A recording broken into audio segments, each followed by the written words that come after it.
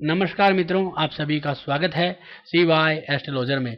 हमारी जो चर्चाएं चल रही है वो चल रही है केपी एस्ट्रोलॉजी के ऊपर, यानी कि केपी एस्ट्रोलॉजी के लेसन्स जो हैं, क्लासेस जो हैं वो चल रही है और उनके द्वारा आप केपी ज्योतिष को सीख भी सकते हो।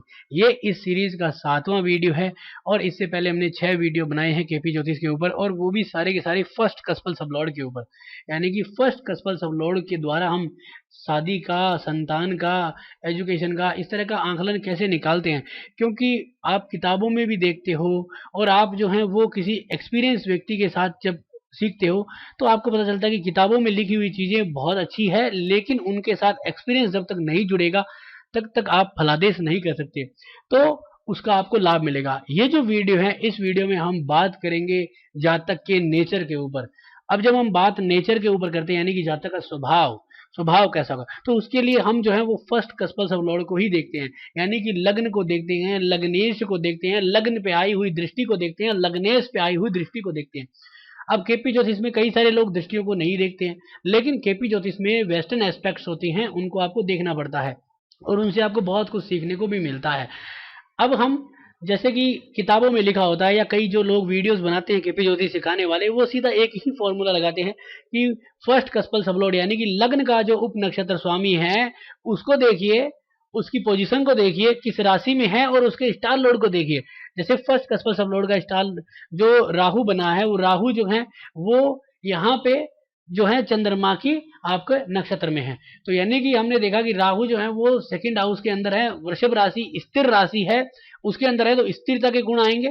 साथ में यहाँ पे जो है वो चंद्रमा के नक्षत्र में है, तो थोड़े से इसको जो है बहुत सारे अच्छे व्यवहार के और मन जो है वो प्रसन्न रहना, इस तरह के चंद्रमा की तरह चंचल स्वभाव का इसका आंकलन रहेगा। अब चंद्रमा कहाँ बैठा है उसके ऊपर डिपेंड हो जाएगा जन्म कुंडली के अंदर, तो आपको यहाँ पे इस तरह से इसका आंकलन निकालना पड़ता है। जैसे चंद्रमा यहाँ पे सप्तम घर में बैठा है तो इस तरह से आपको आंकलन निकालते हैं। लेकिन इसमें आप जो है वो कई चीजों को और भी देखिए। देखिए, इंसान का जो स्वभाव है वो लग्न से तो आता ही है, साथ में उसके कर्म से भी आता है। यानी कि लग्न के साथ कर्म को, यानी कि 10वें घर से भी आप उस जातक का नेचर देख सकते हैं। ये आपको मिलेगा एक्सपीरियंस से संबंधित, क्योंकि ये किताबों में नहीं मिलेगा। मैंने बहुत सारी कुंडलियों में देखा है कि लग्न जो है वो कुछ बता रहा है, काफी हद तक वो सही है, लेकिन जब हम 10वें घर को देखते हैं, क्योंकि 10वां घर क्या कर्म है, हम अपने नेचर को अपने कर्म के मुताबिक ढाल लेते हैं। जैसे कई बार लोग कहते हैं यार हमें तो इस नौकरी में एडजस्ट नहीं हो रहा है, हमें जो है वो मजा नहीं आता है, हम बॉस के साथ काम नहीं करेंगे, लेकिन हम मजबूरियों में अपने नेचर को कर्म के अकॉर्डिंग ढाल लेते हैं। क्यों? क्योंकि वो हमें पता है कि उससे हमारा दाल रोटी चलना है। हमें बहुत गुस्सा आता है, लेकिन ये डायलॉग आपने हमेशा सुना होगा कि बॉस इज ऑलवेज राइट। तो हमें गुस्सा आता है लेकिन बॉस पे नहीं आ सकता। तो उसी प्रकार क्या होता है, हम नेचर को ढाल लेते हैं। तो इसके लिए मैं आपको बताता हूँ, सबसे पहले आपको नॉलेज होना चाहिए राशियों का और आपके ग्रहों का। देखिए, कुछ ग्रह होते हैं जो अपना नेचर बताते हैं और कुछ राशियां होती है जो अपना नेचर बताती हैं। जैसे कि मैं राशियों की बात करता हूँ, जैसे मेष राशि, यानी कि 1, 5 और 9 ये अग्नि तत्व राशियां हैं। जैसे आप कभी भी जन्म कुंडली में देखते हो तो ऐसे देखिए, अग्नि, पृथ्वी, आपकी वायु और जल, यानी कि अग्नि तत्व राशियों की शैली किस तरह की होगी, वो कुछ कर गुजरने वाले होते हैं और वो जो ठान लेते हैं वो करके रहते हैं और वो आगे रहते हैं हमेशा। जैसे आपने देखा होगा कि क्लास में आगे बैठने वाले बच्चे, या फिर जो है वो किसी भी रैली में जा रहे हैं या कहीं पे भी लोगों के साथ जा रहे हैं तो आगे खड़े होंगे। उसका कारण क्या है कि उनके अंदर जो है वो एक मंगल की या एक अग्नि तत्व ग्रह की ताकत होती है जो आगे खड़े होके उस चीज को हैंडल करना चाहते हैं। और उनका नेचर थोड़ा सा अग्रेसिव रहता है क्योंकि वो अग्नि तत्व ग्रह है। वो जल्दी से जल्दी जवाब देते हैं और ज्यादा जल्दी जो है किसी की बात को सुनते नहीं है। तो ये अग्नि तत्व राशि का यानी कि उनकी शैली होती है। पृथ्वी तत्व राशि, इसका तात्पर्य है कि वो लोग जो है वो जमीन से जुड़े हुए रहते हैं। यानी कि बेल, बेल का कार्य क्या है, वो जमीन से जुड़ा हुआ है, वो निरंतर मेहनत करता है। तो उसी प्रकार 2, 6 और 10, यानी कि जैसे हमने कर्म बनाया अग्नि, पृथ्वी, वायु और जल, उसी प्रकार अग्नि, पृथ्वी, वायु और जल। तो ये जो पृथ्वी तत्व राशियां हैं 2, 6 और 10 ये स्थिर राशियां हैं। यानी कि एक तरह से देखा जाए तो ये अपने कर्म को बहुत ही मजबूत करती है। वैसे तो स्थिर राशियां जो है वो 2, 5, 8 और 11 होती है, लेकिन इनका जो कर्म है ना वो ऐसा है कि जैसे हमने देखा कि बाजार में बहुत सारी चीजें चलती है। अग्नि तत्व वाले व्यक्ति कहते हैं ये तो मुझे करना है, ये मैं करके रहूंगा, लेकिन पृथ्वी तत्व वाला व्यक्ति कहता है कि नहीं, मैं इसको समझूंगा और मेरे को जरूरत होगी या मेरा जो आर्थिक स्थिति इसको अगर कहेगी तो ही मैं वो कार्य करूंगा। तो ये पृथ्वी तत्व राशि वाले होते हैं। ये कौन होते हैं? ये वो लोग हैं जो हमारे मतलब ये मान सकते हो कि जो व्यवसायी टाइप के लोग होते हैं, जैसे कि जो व्यवसाय रखते हैं, जिनके व्यवसाय होते हैं और जिनके नीचे लोग काम करते हैं। अब तीसरी राशि यानी कि ये होती है आपकी 3, 7 और 11। ये राशि किसकी है? ये है वायु तत्व राशि। ये लोग हमेशा हवा में रहेंगे, यानी कि ये एजेंट होते हैं, दलाल होते हैं, ये कम्युनिकेशन करने वाले होते हैं, न्यूज रिपोर्टर वाले होते हैं। ये लंबी लंबी बातें करना, मतलब इनके पास जो है वो पॉकेट में करोड़ों लाखों रुपए के जो है वो आपके पास ऑफर होंगे, प्रोत्साहन करने वाली चीजें होंगी, लेकिन इनके पास जमीनी हकीकत कुछ भी नहीं होती है। तो इस तरह के नेचर होता है इनका। ये एडवर्टाइजिंग करते हैं, ये बेचते हैं, कुछ भी होता कुछ भी नहीं इनके पास। तो ये कहाँ से आती है? ये इनकी शैली आती है। जैसे कई लोग हैं उनका कम्युनिकेशन बहुत बढ़िया होता है, तो वो कहाँ से आया? वो आपके वायु तत्व राशि से आता है। यानी कि आपने देखा होगा कई लोग जो हैं जिनके पास कुछ भी नहीं होता है, लेकिन वो दलाली करते हैं, इधर से माल लिया उधर दे दिया और बीच में अपना कमीशन खा गए, जबकि उनके पास इतना इन्वेस्टमेंट नहीं है फिर भी। तो ये कहाँ से आया? यहाँ से आया। तो यही ट्रेडिंग के अंदर होता है। तो तीसरा जो घर है और तीसरी जो राशि है 3, 7 और आपकी 11, ये राशि जो है वो वायु तत्व राशियां होती है। इनमें जो है वो एडवर्टाइजिंग और कहीं ना कहीं जो है वो आप ये कह सकते हो कि चुगलियां करना या लंबी लंबी फेंकना, या जो मार्केटिंग के लोग होते हैं जो प्रलोभन देते हैं कि तुम्हारा ये हो जाएगा, वो हो जाएगा, ये चीज ले लो, ये हो जाएगा, ये वो ही लोग हैं। तो ये आपको इस तरह से समझाएगा। अब होती है 4, 8 और 12, ये होती है आपकी जल तत्व राशियां, भावुक राशियां। आपका नेचर जो है वो भावुक हो जाता है।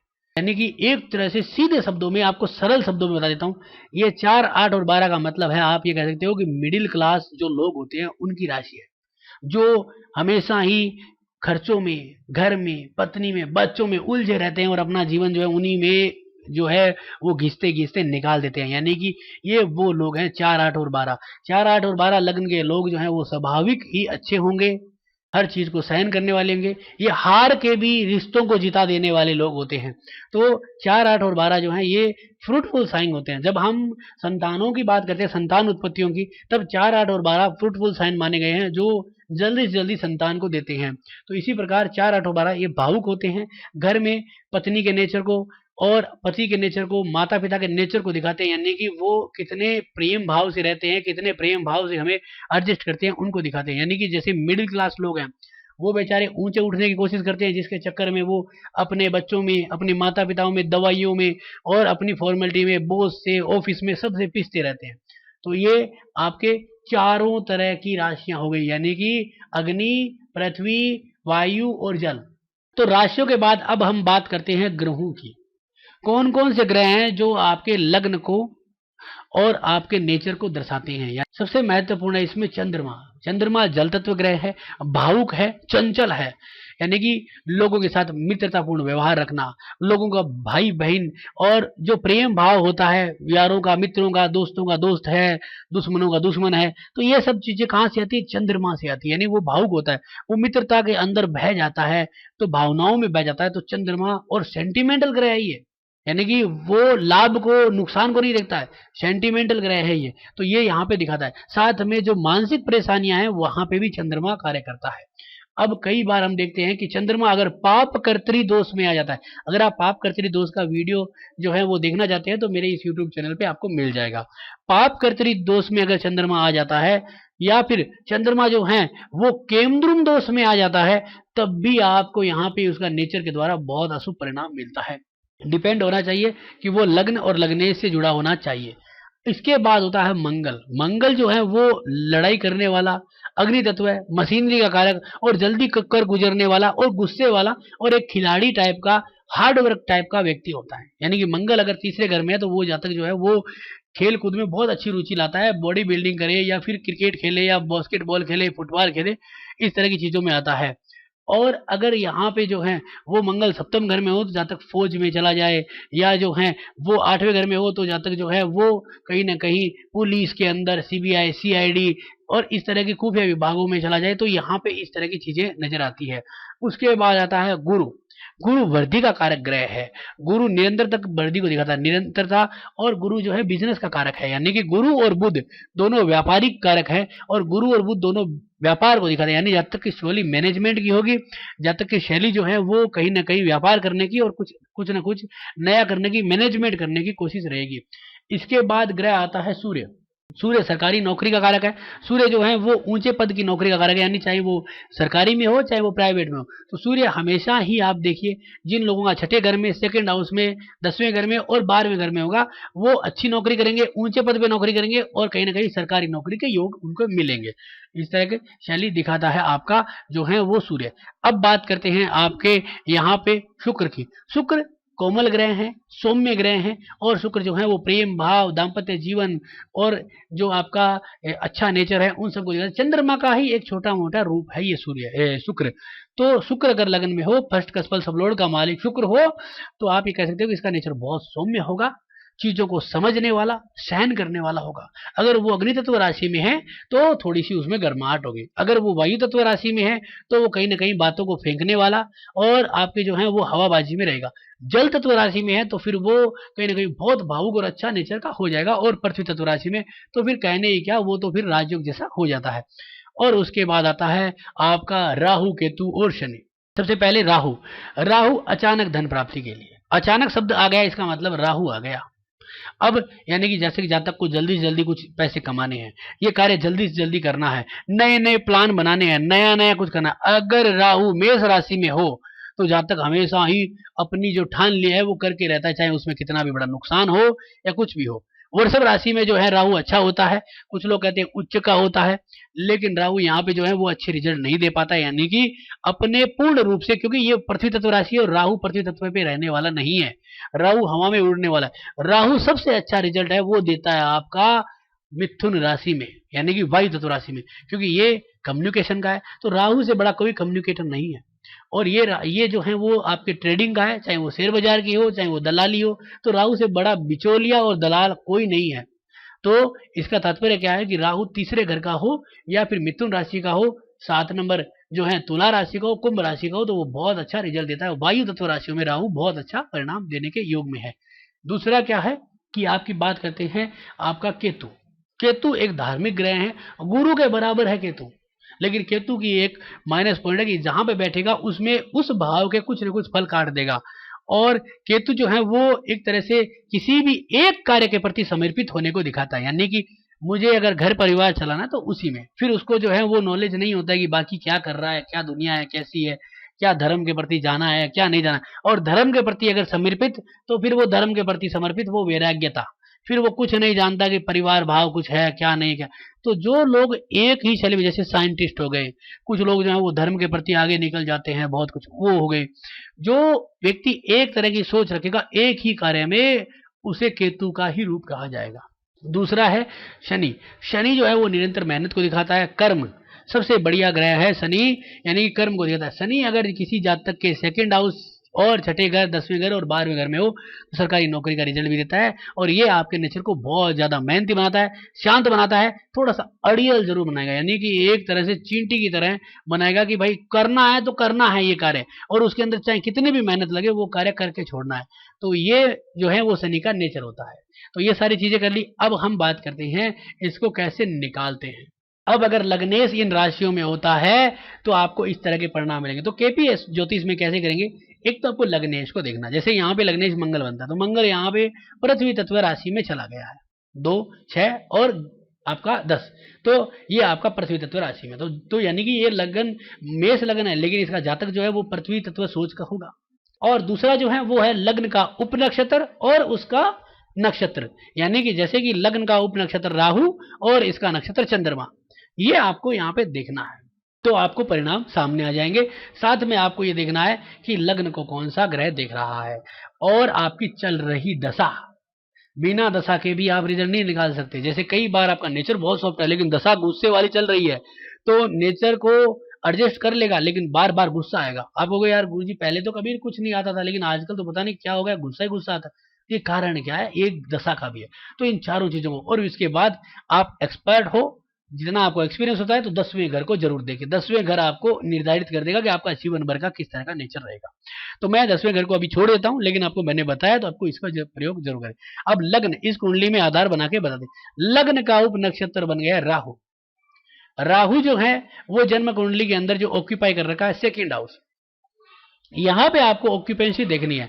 अगर आप केपी ज्योतिष करते हो तो यहां पे ऑक्यूपेंसी देखनी है, क्योंकि यहां पे जो ऑक्यूपेंसी है वो केपी की है। ये जो जन्म कुंडली है ये आपकी बन रही है आपकी जो वैदिक ज्योतिष की जन्म कुंडली। तो आपने देखा सेकंड हाउस को इसने ले रखा है, तो सेकंड हाउस में ये राशि आ रही है वृषभ राशि, तो पृथ्वी तत्व राशि है। लग्न इसमें पृथ्वी तत्व राशि में, तो जातक की सोच जो है वो पृथ्वी तत्व होगी, यानी कि घरेलू व्यक्ति होगा, घरेलू सोच का व्यक्ति होगा, जो कि भाई नौकरी करूं, उसके बाद जो है वो शादी करूं, बच्चे पैदा करूं, उनकी पढ़ाई लिखाई करूं, माता पिता के जो हैं वो सपने पूरे करूं, उनको जो है वो आपके धार्मिक यात्राएं कराऊं, और अपने बच्चों को अच्छी पढ़ाई कराऊं, और अपनी नौकरी को अच्छी तरीके से निभाऊं, पत्नी के साथ सुख तरीके से रहूं। ये है मिडिल क्लास तरह की बात, और आपके जो है वो आपके व्यापारिक बात भी, और यहाँ पे इसका नेचर भी, यानी कि राहु 2 घर को दिखाता है चंद्रमा के नक्षत्र में। अब चंद्रमा को भी देखना पड़ेगा, तो आप इसको पूरा खोलिए यहां से क्लासिक एक्सपी से। राहु को देखिए 7, 2 और 5, यानी दूसरा परिवार का, 5वां प्रेम भाव का, 7वां जो है वो विवाह का, फैमिली का। तो ये एक बहुत अच्छा सिग्निफिकेंस होता है पारिवारिक व्यक्ति का, यानी कि जातक पारिवारिक है तो ये बहुत अच्छी आपको यहाँ पे नजर आ रहा है कि आप ये देख सकते हो कि जातक बहुत अच्छा नेचर करेगा। अब इसी चीज के में आप ये देखिए कि राहु जो है वो चंद्रमा के नक्षत्र में है। चंद्रमा को यहाँ पे देखिए 11, 7, 9, 10 और 5, तो पूर्ण रूप से प्रेम भावी और धार्मिक व्यक्ति की शैली को दिखा रहा है। तो ये देखें कि भाई लग्न मेष है, छठे घर में मंगल चला गया, बुध के साथ है, तो कुछ नहीं हुआ, बहुत बढ़िया रिजल्ट आ गया, यानी कि जातक का बहुत अच्छा नेचर हुआ है, जातक बहुत अच्छा होगा और आप पैसा ही अच्छा रिजल्ट देगा। तो यहां से ये पता चला। अब जातक का 2021 का जन्म है, जैसे मैंने तो प्रश्न कुंडली बनाई थी। अब मान लीजिए कि हम ये देखते हैं कि जातक की जो आपकी यहाँ पे जैसे जातक बड़ा हो जाएगा तो उसकी उम्र हो जाएगी, जैसे 2030 में शनि की दशा चलती है और 47 तक चलेगी, तो इसमें जातक जो है वो काफी बड़ा हो जाएगा, 20-22 साल का हो जाएगा इस दशा में। तो शनि किस तरह के परिणामों को दिखाता है? शनि यहाँ पे वक्री है तो तीव्र परिणाम देगा, साथ में 7, 10, 5 और 11, 12 दिखा। इसका मतलब है कि ये घरेलू होगा, काम करने वाला व्यक्ति होगा, और एक अच्छा काम करने वाला, यानी कि रोजमर्रा की तरह काम करके अपना एक व्यवसाय होगा जिसमें छोटा मोटा या जो भी हो अपनी हैसियत के हिसाब से और उसके अकॉर्डिंग अपने एम्प्लॉय के साथ अच्छा, घर में परिवार में सबके साथ अच्छा, और एक धार्मिक तौर पे कल्चर्ड व्यक्ति होगा। तो यहां से हमने ये जन्म कुंडली का और नेचर का आंकलन लिया। और 10वें घर से भी हम लिख सकते हैं 10वें घर का कस्पल सबलॉर्ड। अब इसमें क्या होता है कि जातक का जैसे हमने बनाया है कि जो आपका फर्स्ट कस्पल सबलॉर्ड राहु बना था, अगर वो राहु जिस भी तरह का रिजल्ट दे रहा है और वही राहु अगर लग्न के ठीक सामने आ जाता है तो जातक को वो परिणाम निश्चित तौर पे और उसकी दशाओं में ज्यादातर मिलेंगे। अगर वो ग्रह उसके सामने नहीं है, जैसे मान लीजिए कि राहु बहुत अशुभ परिणाम देता है और यहाँ पे नहीं होता, तो आपको ये माने कि लग्न में उतना ज्यादा जो अशुभ जो रिजल्ट आ रहा था वो नहीं मिलेगा, और राहु की दशा में उतना रिजल्ट नहीं मिलेगा क्योंकि वो लग्न के ठीक सामने नहीं है। तो ये आपको यहाँ पे देखना पड़ेगा। अब मान लीजिए कोई व्यक्ति है जिसका गुस्से वाला नेचर है, जैसे ये जन्म कुंडली है, इसको मैं थोड़ी सी बदल देता हूँ। तो हमने इसको अभी अभी का लगन लगा लिया है। तो ये जैसे कि मान लीजिए कि लग्न का उप नक्षत्र स्वामी बुध बन गया, और बुध जो है वो 6, 3 और 6 दिखाता है। तो यानी कि हम यहाँ पे देखिए, और बुध जो है वो चंद्रमा के नक्षत्र में है। यहाँ पे आइए, बुध को देखिए, बुध 7, 6, 4, 5, 3, 6। तो ये तो नौकरी करने वाला मेहनती व्यक्ति नजर आ रहा है, बहुत ज्यादा मेहनती व्यक्ति नजर आ रहा है, और चंद्रमा के नक्षत्र में तो ये भी काफी मेहनती। अब हम उदाहरण के लिए ये देख लेते हैं कि मान लीजिए कि लग्न का जो उप नक्षत्र स्वामी है वो आपका गुरु बन जाता है। तो गुरु यहाँ पे छठा दिखा रहा है, 11वां दिखा रहा है, पहला 8वां और 9वां 12वां, यानी 6, 8 और 12वां दिखा रहा है। तो इसका तात्पर्य क्या हो रहा है? अब गुरु जन्म कुंडली में लाभ घर में बैठा तो अचानक धन प्राप्ति के योगों में बैठा और कुंभ राशि में बैठा। इसका मतलब क्या हो रहा है कि आपका है तो पृथ्वी तत्व राशि, लेकिन इसके 6, 8 और 12 दिखा रहे हैं, जिसमें 11 घर भी आ रहा है। इसका मतलब है कि पृथ्वी तत्व के साथ जो है वो कहीं ना कहीं 6, 8, 12 जो है वो मैच नहीं हो रहा है, लेकिन 9, 11 भी आ रहा है। तो इसको बार बार कोशिश करेगा कि मैं जमीनी हकीकत पे रहूं, जमीन पे रहूं, लेकिन फिर भी दिल नहीं मानेगा तो कुछ न कुछ गड़बड़ करेगा, चाहे वो क्रिकेट के सट्टे लगाना हो, चाहे वो मेज के सट्टे लगाना हो, या किसी भी तरह के इस तरह के काम रहे। और 6 8 12 गए, इसका मतलब है रोगी नेचर का होगा, हर व्यक्ति पे शक करने वाला होगा। अब गुरु किसके नक्षत्र में है ये देखना हो तो यहाँ पे क्लिक के ऊपर क्लिक करोगे तो यहाँ पे गुरु मंगल के नक्षत्र में, मंगल एक अग्नि तत्व ग्रह है और तीव्र गति वाला ग्रह है। अब मंगल देखिए कहाँ बैठा है, तो मंगल को यहाँ पे देखिए छठे घर में यहाँ पे नजर आ रहा है। तो छठे घर में कन्या राशि है, ये भी स्थिर है, लेकिन मंगल यहाँ पे छठे घर के अंदर बैठ के क्या दे रहा है, 5 6 1 8। तो यहाँ पे इसको बार बार शक करना और बार बार नुकसान का योग, तो जातक को उत्तेजित तो कर रहा है मंगल और गुरु, लेकिन फिर भी जो है वो 5 भी आ रहा है, 9 11 भी आ रहा है। तो इसका मतलब है बार बार कोशिश करेगा कि नहीं नहीं मैं ये सब छोड़ के अपनी जो नॉर्मल शैली है उसमें रहूं, तो ये इसको दिखाता है। अब आप दृष्टियों को भी थोड़ा सा इसमें देख लीजिए, जैसे कि हमने यहाँ पे देखा एस्पेक्ट्स, तो वेस्टर्न एस्पेक्ट्स में जाएंगे, अब देखेंगे कि लग्नेश पे किसकी दृष्टि है और लग्न के जो आपका ग्रह था उस पे किसकी दृष्टि है। तो हमने देखा था कि लग्न के ऊपर यानी कि प्लेनेट टू कस्प, कस्प का मतलब है भाव, तो लग्न के ऊपर देखिए सूर्य की 132 डिग्री की अशुभ दृष्टि आ रही है, रेड हो रही है, इसका मतलब ये एक अशुभ दृष्टि है। और यहाँ पे शुक्र की भी दृष्टि अशुभ है और शनि की भी है और केतु की भी, यानी कि कुल मिला के देखा तो 4 ग्रहों की अशुभ दृष्टि यहाँ है। तो इसका मतलब है कि जातक का नेचर जो है वो कहीं ना कहीं बुरा होगा, क्योंकि यहाँ पे शनि की भी अशुभ दृष्टि है और केतु की भी है, केतु 8वें घर में बैठा है यहाँ पे। और इस तरह से हम ये देख सकते हैं कि इस जातक का जो नेचर होगा वो कहीं ना कहीं रोगी स्वभाव का होगा, और जातक जो है हमेशा नेगेटिव माइंड की, नेगेटिव चीजों की बात करेगा। वो कहाँ पे देखा हमने, गुरु को आधार मान के देखा है, बुध को आधार मान के देखा। अब बुध को आधार मानेंगे तो पता चलेगा कि बुध के ऊपर किसकी दृष्टि है। तो इस प्रकार हम जातक के स्वभाव का आंकलन लगाएंगे। तो आपको ये वीडियो कैसा लगा आप जरूर बताएं, अच्छा लगा तो लाइक करें, शेयर करें, सब्सक्राइब करें। धन्यवाद दोस्तों।